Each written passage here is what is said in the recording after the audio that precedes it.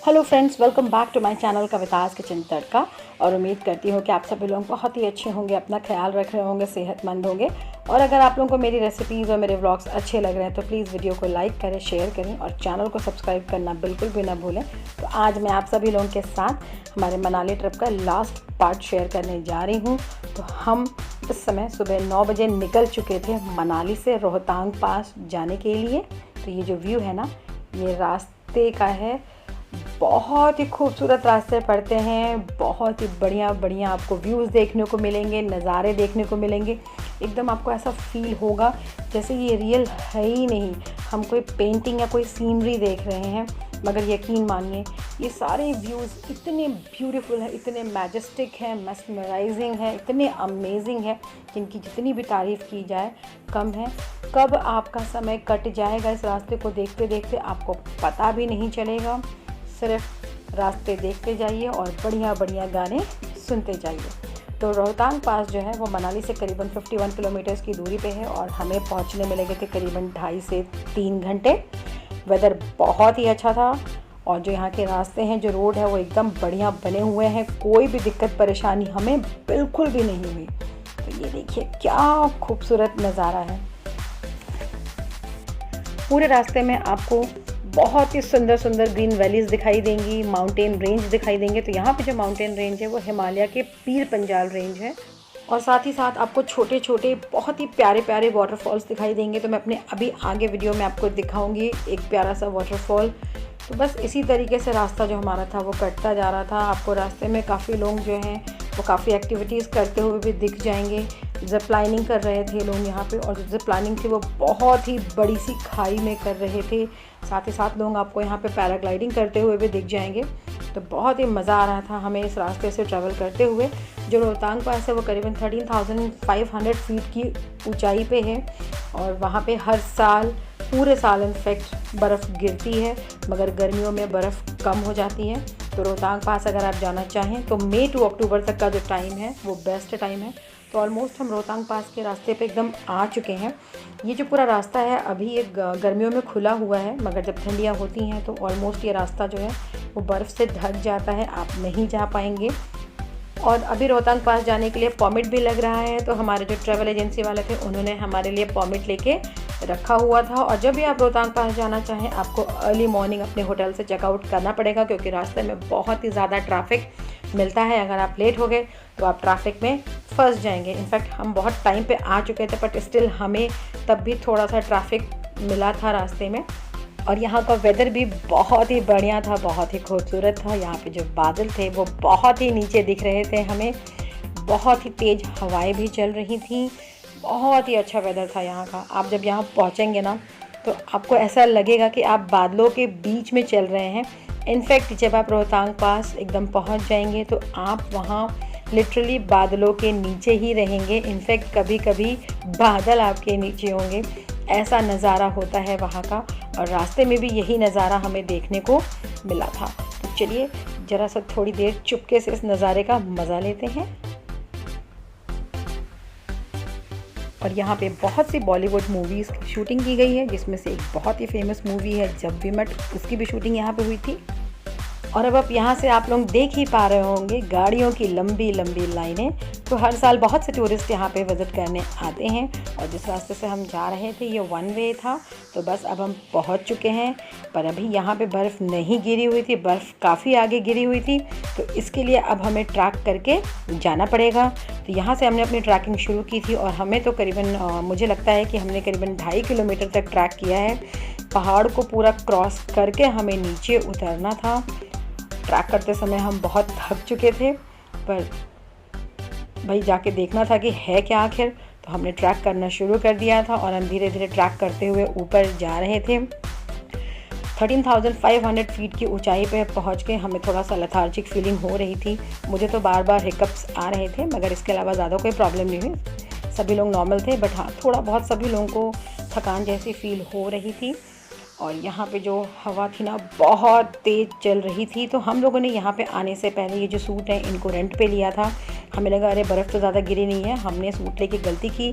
But बाद में हमें रियलाइज़ हुआ कि नहीं, हमने बहुत अच्छा किया, क्योंकि बहुत तेज़ हवाएं चल रही थीं, एकदम ठंडी वाली। इस पर्टिकुलर सूट की वजह से हमें ठंड नहीं लग रही थी। और ये जो आप देख रहे हैं ना, आप सोच रहे होंगे कि ये फॉग है, तो जी नहीं, ये हैं बादल। हम बादलों के बीचों बीच खड़े हैं। इनफैक्ट कहीं कहीं बादल तो इतने नीचे थे कि हम उन्हें हाथों से छू पा रहे थे, ऐसी फीलिंग आ रही थी।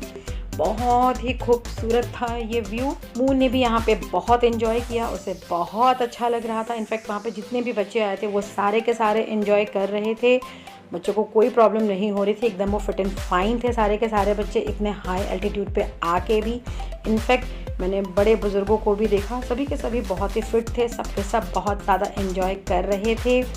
और यहाँ पे जो बर्फ़ थी ना, बहुत कम गिरी हुई थी और वो बहुत ज़्यादा आगे जाके गिरी हुई थी। तो हम थोड़ा सा मायूस हो गए थे कि बर्फ़ बहुत कम मिली है। ये जितना एरिया आप ग्रीन ग्रीन देख रहे हैं ना, विंटर्स में इन सारी जगहों पे बर्फ़ रहती है, ये दिखती ही नहीं है। तो हम तो यही सोच के आए थे कि हमें अभी भी बहुत बर्फ़ मिलेगी, पर कोई बात नहीं, बहुत ज़्यादा बर्फ़ नहीं मिली तो क्या हुआ, हमें ये खूबसूरत सा बादलों वाला जो व्यू था ना, ये देखने को मिला। इतने करीब से, इतने पास से हम लोगों ने कभी बादलों को फील नहीं किया था। तो ये भी अपने आप में एक अलग ही एक्सपीरियंस था, लाइफ टाइम एक्सपीरियंस था मेरे लिए तो ये। बस इसी तरीके से हम लोग ट्रैक करते हुए धीरे धीरे आगे बढ़ रहे थे। कभी हम थक जाते तो बैठ जाते थे, बस इसी तरह से चल रहा था। फिर थोड़ी ही देर में हम वहाँ पहुँच चुके थे जहाँ पे बर्फ़ गिरी हुई थी। ये जो एरिया देख रहे हैं ना, यहाँ से बर्फ़ पिघल के पानी नीचे आ रहा है, और ये जो पूरा वाइट वाइट है ये है स्नो। ये बर्फ़ गिरी हुई है, पर यहाँ की जो बर्फ़ थी वो काली थी, बहुत ही ज़्यादा क्लीन नहीं थी। तो वहाँ के लोगों ने बताया कि रोज़ शाम को यहाँ पे बारिश होती है, ग्लेशियर आता है, जिसकी वजह से जो बर्फ़ है वो गंदी हो जाती है, उसके ऊपर मिट्टी की लेयर आ जाती है। तो यहाँ पे भी काफ़ी लोग एंजॉय कर रहे थे, टी स्टॉल वगैरह था, लोग चाय कॉफ़ी मैगी वगैरह खा रहे थे, पी रहे थे, और लोग यहाँ पे स्लाइडिंग कर रहे थे, पिक्चर्स वगैरह क्लिक करा रहे थे। तो हम लोगों ने भी स्लाइडिंग का मज़ा लिया, ट्यूब टायर की हेल्प से हमने बहुत एंजॉय किया इसे। और इसी के साथ साथ यहाँ पे याक राइड भी हो रही थी, लोग स्कीइंग भी कर रहे थे। पर ज़्यादा स्नो ना होने की वजह से इतना ज़्यादा यहाँ पे एक्टिविटी अभी नहीं हो पा रही थी। यहाँ पे जो एक चीज़ हमें अच्छी लगी वो थी ये, यहाँ पे कुछ लोगों ने बर्फ़ को कट करके उसके अंदर बहुत ही प्यारा सा हार्ट शेप बनाया था, और उसके ऊपर डिज़ाइन वगैरह बना के लिख रखा था। तो हम लोगों ने यहाँ पे पिक्चर्स क्लिक कराए। ये इस डिज़ाइन को डेली सुबह बनाते हैं और शाम को ये अपने आप ख़राब हो जाती है बारिश की वजह से। यहाँ पे बैठ के पर पर्सन पिक्चर्स खिंचाने के लिए आपको 50 रुपीज़ देने होते हैं, और जो पिक्चर्स क्लिक करते हैं उनके चार्जेस तो अलग होते हैं। तो उसके बाद हमने इसे एंजॉय किया, फिर हम लौटने लगे। तो लौटते समय हमने सोचा कि अब हम पैदल ट्रैक नहीं कर पाएंगे, तो हमने हॉर्स राइड करने का सोचा। और फिर अब बहुत ही जल्दी नीचे आ चुके थे, तो अब हम जाने लगे थे हमारे नेक्स्ट डेस्टिनेशन की तरफ, जो था अटल टनल। तो उससे पहले देखिए रास्ते में कितनी सुंदर सी प्यारी सी ये झील पड़ी है। इसी तरह के बहुत ही अच्छी अच्छी चीज़ें हमें देखने को वहाँ पे मिल रही थी। यहाँ का भी जो रास्ते का जो नज़ारा था ना, बहुत ही प्यारा था। मुझे तो लगता है कि पूरा मनाली जो है ना, वो बहुत ही स्कीनिक है, बहुत ही खूबसूरत है। और थोड़ी ही देर में हमें देखने को मिला ये प्यारा सा वाटरफॉल, जो कि था रहाला वाटरफॉल्स। तो इस तरीके के छोटे छोटे वाटरफॉल्स आपको काफ़ी ज़्यादा देखने को यहाँ पे मिल जाएंगे। तो हमने यहाँ पे काफ़ी पिक्चर्स वगैरह क्लिक कराई, काफ़ी मस्ती की।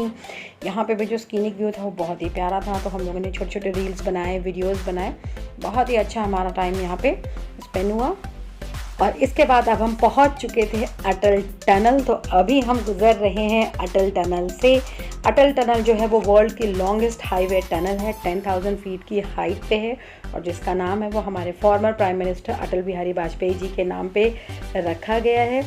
इस टनल के बनने से पहले जो मनाली और लाहौल और स्पीति वैली होती थी वो आपस में कटे रहते थे 6 महीने तक के लिए ड्यू टू द स्नोफॉल। मगर जब से ये टनल बना है, उनका जो कट ऑफ टाइमिंग था या जो कट ऑफ ड्यूरेशन था वो ख़त्म हो चुका है। ये टनल ऑल टाइम एक्टिव है, ऑल वेदर टनल है ये। इस टनल के अंदर काफ़ी ढेर सारे फीचर्स थे। ये टनल 9 किलोमीटर लंबी है। इसके अंदर आपको मिल जाएगा emergency exit, air quality monitors, telephone facility, CCTV cameras हैं इसके अंदर ऑटोमेटिक इंसिडेंट डिटेक्शन सिस्टम्स लगे हुए हैं। पब्लिक अनाउंसमेंट होती हैं कभी कभी अगर ज़रूरत पड़ जाए एक्सीजेंसी की। तो काफ़ी ढेर सारे फीचर्स हैं इसके अंदर। 2 लेन टनल है ये, यहाँ पे गाड़ी रोकना मना है और इसके अंदर लाइटिंग की फैसिलिटीज़ वगैरह भी बहुत अच्छी है, तो काफ़ी अच्छा ये बना हुआ है। तो अब हम यहाँ पे अटल टनल से बाहर निकल चुके हैं। तो देखिए यहाँ का भी जो व्यू है कितना खूबसूरत है, मतलब मैं बता नहीं सकती कि यहाँ पे इतने ढेर सारे खूबसूरत व्यू है ना कि मैं हर व्यू को कैप्चर नहीं कर पा रही थी। कुछ व्यूज़ तो इतने सुंदर थे कि उन्हें बस देखने का ही मन कर रहा था, कुछ और करने का बिल्कुल भी मन नहीं था। तो अटल टनल से निकल के अब हम पहुंच चुके थे सोलांग वैली। जो सोलांग वैली है वो मनाली से करीबन 15 से 20 किलोमीटर की दूरी पे है और यहाँ पे भी ठंडियों में बहुत ही ज़्यादा बर्फ़ गिरती है। तो आपको जो ये पूरा एरिया ग्रीन ग्रीन दिख रहा है, ठंडियों में ये स्नो से कवर्ड होता है, पर अभी समर चल रहा है तो यहाँ पे भी कोई स्नो नहीं है, मगर आपको यहाँ पे काफ़ी समर एक्टिविटीज़ देखने को मिल जाएंगी। यहाँ पे काफ़ी लोग पैराग्लाइडिंग कर रहे थे, रोपवे कर रहे थे और भी यहाँ पर ढेर सारी एक्टिविटीज़ जोरबिंग हो रही थी, मगर अभी फ़िलहाल वो बंद थी ड्यू टू कोविड। मैंने भी चाहा कि मैं पैराग्लाइडिंग करूँ, मगर यहाँ पहुँचते पहुँचते हमें करीबन शाम के 5:30 बज चुके थे। तो जब तक हम काउंटर पे टिकट लेने पहुँचे उन्होंने हमें बोला कि 6 बजे तक की ही टाइमिंग है। टाइमिंग ऑफ हो चुकी थी जिसकी वजह से हम पैराग्लाइडिंग नहीं कर पाए। बट येस, नेक्स्ट टाइम मैं ज़रूर इसे करूँगी। पैराग्लाइडिंग अगर आप करना चाहें तो कर सकते हैं। इसके लिए यहाँ पे 2 लेवल है, high level and low level.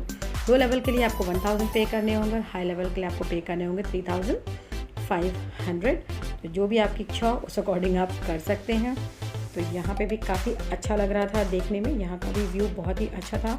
तो जब पैराग्लाइडिंग नहीं कर पाए तो मैंने डिसाइड किया कि मैं केबल कार राइड लूँगी, जो कि यहाँ पे भी कुछ समय पहले ही नई सर्विस शुरू हुई है। तो केबल कार राइड की हेल्प से आप पूरे सोलांग वैली का एक ही बार में व्यू ले सकते हैं। तो यहाँ पे मैं हूँ अभी केबल कार के अंदर। इसके चार्जेस हैं 700 रुपीज़ पर पर्सन और 5 साल के बच्चे तक के चार्जेस फ्री होते हैं, मगर उसमें भी वो हाइट चेक करते हैं बच्चे की। केबल कार हमें जो है करीबन 1.3 किलोमीटर की राइड देगी और जो इसकी जो हाइट है वो करीबन 500 मीटर है वर्टिकली। तो हम एक पीक पे जाने वाले हैं, बहुत ही टॉप पे ले जाने वाले हैं और वहाँ से हम पूरे सोलांग वैली, इनफैक्ट मुझे तो लगता है मैंने पूरे मनाली का ही नज़ारा देख लिया। बहुत ही अच्छा लग रहा था, बहुत ही आराम से केबल कार चल रही थी। बट मुझे थोड़ा थोड़ा डर लग रहा था क्योंकि जब आप ऊपर से नीचे की ओर देखते हैं तो बहुत ही अजीब सी फीलिंग होती है। तो अगर आपको डर लगे तो थोड़ी देर के लिए नीचे देखना बंद कर दीजिए, आपका डर जो है वो ख़त्म हो जाएगा। मगर जब भी आइए मनाली, इन सारी चीज़ों को आप एक्सपीरियंस ज़रूर लीजिएगा। तो बस हम ऊपर पहुंच चुके हैं। केबल कार स्टेशन जो बने हुए थे और ऊपर पहुंचने के बाद जो सीन था ना वो एकदम ही अलग था। मैंने एक्सपेक्ट नहीं किया था कि इतना खूबसूरत व्यू होगा कि मैं यहाँ की वीडियो बनाना भूल गई। मैंने सिर्फ 2-4 पिक्चर्स क्लिक की, बस उस सीन को मैंने एंजॉय किया। और इसके बाद अब हमारा ट्रिप ख़त्म हो चुका था तो हम लोग जा रहे थे होटल वापस और रास्ते में हमें दिखा ये हॉट एयर बलून। हम इसे भी एंजॉय करना चाहते थे पर हमारा डे ऑफ हो चुका था और इसकी सर्विस भी ऑफ हो चुकी थी। तो बेटर लक नेक्स्ट टाइम। तो बस अब हम होटल पहुंच चुके थे। फटाफट यहाँ पे मून जो है वो अपने हाथ को सैनिटाइज़ कर रही है और मून ने देखा कि यहाँ पे ढेर सारे बच्चे हैं तो उसकी तो बल्ले बल्ले हो गई, खेलने लगी, वो उन लोगों के साथ एंजॉय करने लगी। और फिर थोड़ी देर में हम लोग फ्रेश वगैरह होकर पहुँच गए हमारा डिनर करने के लिए। आज का भी जो डिनर था वो बहुत ही अच्छा था, हम लोगों ने काफ़ी यहाँ पर एंजॉय किया। डिनर करने के बाद हम पैकिंग करेंगे और नेक्स्ट डे हम निकल जाएंगे अपने घर के लिए। तो हम जा रहे हैं अब घर। तो फ़िलहाल अभी बाय रोड हम जाएंगे अम्बाला और वहाँ से फिर हम ट्रेन लेंगे दिल्ली तक आने के लिए। तो रास्ते की ये कुछ नज़ारे हैं जो हमें मनाली से लेके अम्बाला तक के बीच में दिखाई दिए और हमें फिर से मिली व्यास नदी। ठीक उसी तरीके से, उसी तेज़ी से ये बह रही थी, उतनी ही लय में थी ये। और लौटते समय हमने कुल्लू से ख़रीदे कुछ फ्रूट्स वहाँ के फ्रूट मार्केट से। तो बहुत ही अलग अलग तरीके के फ्रूट हमें वहाँ देखने को मिले। मैंने काफ़ी ढेर सारे फ्रूट्स ख़रीदे थे, उसमें से मैं कुछ फ्रूट्स आपको दिखा रही हूँ जो मैंने लिया है अपने फ्रेंड्स वगैरह के साथ शेयर करने के लिए। तो बस इसी तरीके से हमारा जो मनाली ट्रिप था वो ख़त्म हो चुका था। तो उम्मीद करती हूँ कि आपको मेरा ये व्लॉग अच्छा लगा हो। तो प्लीज़ इसे लाइक करें, शेयर करें, चैनल को सब्सक्राइब करना ना भूलें और बेल आइकन प्रेस करें मेरी अगली वीडियोस की नोटिफिकेशन के लिए।